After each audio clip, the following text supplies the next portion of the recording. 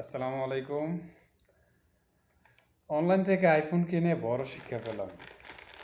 আমি একটি অনলাইন থেকে আইফোন অর্ডার করেছিলাম এবং একটা গুরুত্বপূর্ণ বিষয় শেয়ার করতে চাচ্ছি আপনাদের সাথে, যাতে আমার মতো ভুল আর অন্য কেউ না করে।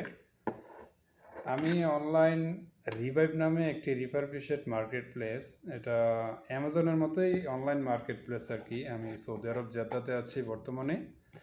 তো একটা আইফোন 15 প্রো ম্যাক্স অর্ডার করেছিলাম। আমার সাথে কি ঘটেছে এবং সেই জিনিসটা আপনাদের সাথে শেয়ার করব, যাতে আপনাদের সাথে সেম জিনিসটা আর না ঘটে। এই যে আমি একটি আইফোন 15 প্রো ম্যাক্স অর্ডার করেছি, এই বক্সটাতে এসেছে। এই যে এই কাগজটা হচ্ছে কুরিয়ার সার্ভিসের কাগজ, আর এটা হচ্ছে মেইন জায়গা থেকে যেটা কিনেছি সেই জায়গার বক্স। মূলত আমি যে প্রত্যাশায় অর্ডার করেছি এক্সিলেন্ট কন্ডিশন, যেটা একদম সিমিলার নিউ থাকবে সেই কন্ডিশন। কিন্তু আমি হাতে পাওয়ার পর আমার এক্সপিরিয়েন্সটা, অভিজ্ঞতাটা পুরাই ভিন্ন। মানে আমি অনলাইন থেকে যা দেখে কিনেছি সেটা থেকে পুরাটাই ভিন্ন। এই যে দেখেন, মোবাইলটা আনবক্স করার পরে শুধু হচ্ছে সিলটা, তাই না? এই সিলটা শুধু কাটার পরে এইভাবে পাইছি। মানে এটা হচ্ছে আপনার কোম্পানির বক্স, তারপরে থাকবে অরিজিনাল বক্স, তাই না? মানে মোবাইলের যে অরিজিনাল বক্স, শুধু এই মোবাইলটা দিছে আর মাত্র একটা কেবল দিছে, কেবল মানে চার্জিং কেবল, আর কিছু না। মানে এই বক্সের ভিতরে থাকবে অরিজিনাল মোবাইলের বক্স, তারপরে থাকবে কেবল, মোবাইল, অন্য কিছু যাবতীয় আসবাবপত্র যেগুলো আছে। এই যে মোবাইলটা আইফোন 15 প্রো ম্যাক্স আমি দিয়েছি এক্সেলেন্ট কন্ডিশন, সিমিলার নিউ, কিন্তু হাতে পাওয়ার পর আমার অভিজ্ঞতাটা পুরাটাই ভিন্ন। মানে এপার থেকে ওপার। মোবাইলটা যদিও স্ক্র্যাচ নাই, কিন্তু মোবাইলটা যে খোলা হয়েছে, ঘাম দিয়ে লাগানো, এগুলো স্পষ্ট। মানে আমি একদম দেখতে পাই, সামনে থেকেও ডিসপ্লে খোলা হয়েছে যে, এটা স্পষ্ট। মানে আমার মোবাইলটা হাতে পাওয়ার পর আমার যেই কন্ডিশন, যে প্রত্যাশা ছিল, সেই প্রত্যাশাটা আমার সাথে একেবারেই মিলে নাই। আমি হাতে পাওয়ার পর মোবাইলটাকে হাতে নিয়ে আমার মনে হয় না যে এই মোবাইলটা 15 প্রো ম্যাক্সের যে অরিজিনালি যেই হাতে পাওয়ার যে ফিলিংসটা, সেই ফিলিংসটা আমার আসে নাই। আমি কুরিয়ার সার্ভিস থেকে নিজে পিক আপ করেছি। তো ওই জায়গায় আমি আনবক্সিং করেছি সিসি ক্যামেরার সামনে, যাতে আমার বাসায় আসার পরে কোনো সমস্যার সম্মুখীন না হতে হয়। আমি ওই জায়গায় খুলেই, মানে এই মোবাইলটা হাতে নিয়ে আমার একদম মন উঠে গেছে। মানে হাতে নেওয়ার পরে মনে হচ্ছে যে আইফোনের যে অরিজিনাল ফিল, কারণ আমি এটা নিয়ে অনেক কাটাকাটি করেছি, আমি দোকানে গিয়েছি, অনেক জায়গায় দেখেছি এই মডেলেরই কালার, বিভিন্ন জিনিস ঘাটাঘাটি করেছি, যার কারণে আমি এই মোবাইলের ফিলিংসটা বুঝতে পারছি আর কি। এই মোবাইলের যে অরিজিনাল ফিলিংসটা, এটা আমার এখানে এই মোবাইলের মাধ্যমে আসে না।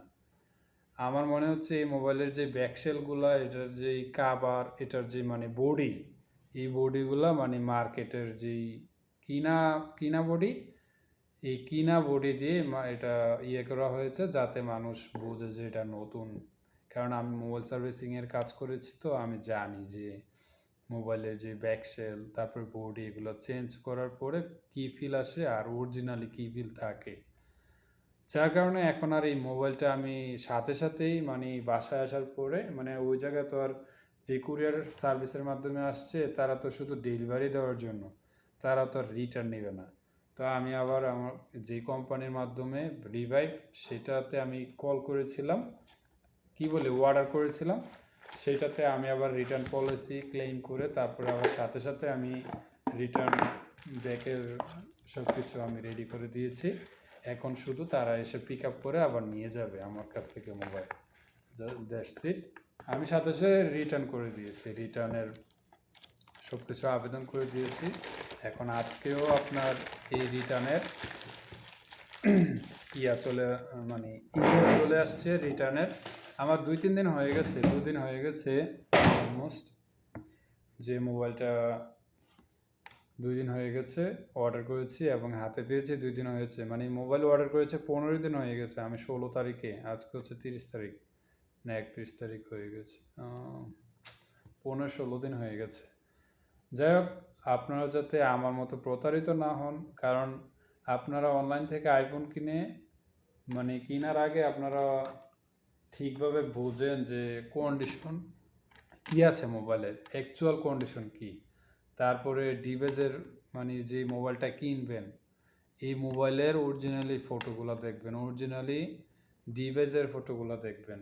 এমন না যে মার্কেটে শুধু একই ধরনের সাজানো আছে, শুধু আপনি যেই mode good condition, very good, excellent যেটাতে দেখেন একই ফটো, এমন নয়। আপনারা যাচাই বাছাই করবেন যে ডিভাইসটা কিনছেন ওই ডিভাইসের ফটোগুলা অনলাইন থেকে কিনলে আর কি।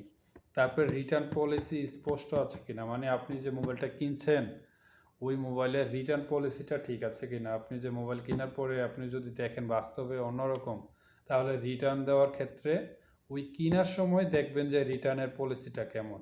আমি যদি বাস্তবে এসে মোবাইলটা ভিন্নতা দেখি তাহলে এটা রিটার্ন দিতে পারবো কিনা।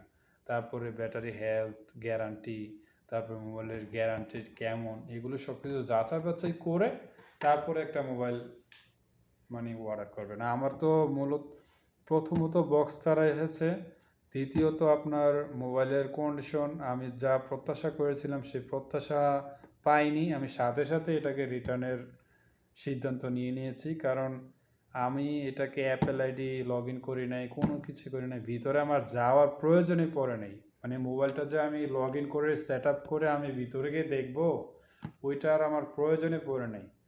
আমি অ্যাপেল আইডি লগ ইন করি নাই। আমার বাইরে থেকে আমার রুচি উঠে গেছে, আমি কিভাবে এটা আবার ভিতরে গিয়ে আবার যাচাই বাছাই করার কোনো দরকার আছে? আমার কোনো দরকার নেই। তো যাই হোক, আমার মতো যাতে প্রতারিত না হন আপনারা, আমার তো রিটার্ন পলিসি ঠিক আছে, যার কারণে আমি এখন রিটার্ন দিতে পারছি।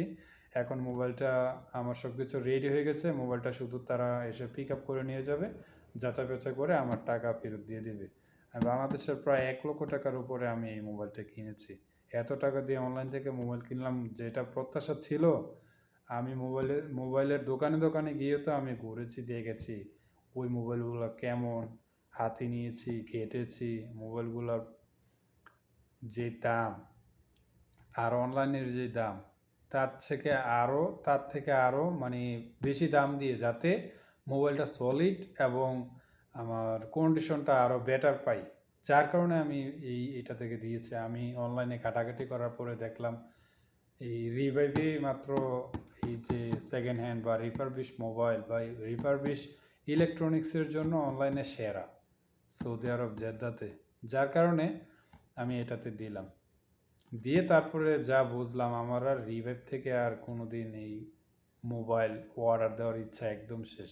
এর আগেও অন্যান্য জিনিসের কারণে অনলাইন থেকে কোনো কিছু কেনাকাটার ক্ষেত্রে আমার অনলাইন থেকে মন উঠে গিয়েছিল। এখন আবার এইটা পাওয়ার পর আমার যে প্রত্যাশা ছিল সেই প্রত্যাশার একদম ধুলোমাটি মিশে গেছে। এখন আর অনলাইন থেকে কোনো কিছু কেনার মানে যেই প্রত্যাশা আশা বা একটা যেই আত্মবিশ্বাস থাকবে যে আমি জিনিসটা যেই প্রত্যাশায় আমি অনলাইন থেকে অর্ডার করেছি বা অনলাইন থেকে যেভাবে দেখে অর্ডার করেছি সেই জিনিসটা আমি হাতে পাবো, সেই জিনিসটা আসলে অ্যাকচুয়াল না। তো যাই হোক, আপনারা অনলাইন থেকে অর্ডার করার ক্ষেত্রে আপনারা অবশ্যই যাচাই বাছাই করবেন আরও ভালোভাবে। যাই হোক, আমার আমার আমি এখানে কাউকে ছোট করা বা কোনো কোম্পানিকে ছোট করার ক্ষেত্রে আমি এই ভিডিও করি নাই। তবে আপনারা দেখে শুনে তারপরে অর্ডার করবেন। That's it. আমার আমার জিনিসটা আমি শেয়ার করলাম আপনাদের সাথে। আশা করি উপকৃত হয়েছেন বা উপকৃত হবেন ইনশাল্লাহ। অনলাইনে কেনাকাটার ক্ষেত্রে অবশ্যই সাবধানতার সহিত থাকবেন। তো ভিডিওটি ভালো লাগলে শেয়ার করতে পারেন ইচ্ছা হলে, যাতে এরকম আরও প্রতারিত না হয় আপনার ভাই বন্ধু আত্মীয় স্বজন সবাই। তো যাই হোক, ভালো থাকবেন। Take care. আল্লাহ হাফেজ। আসসালামু আলাইকুম।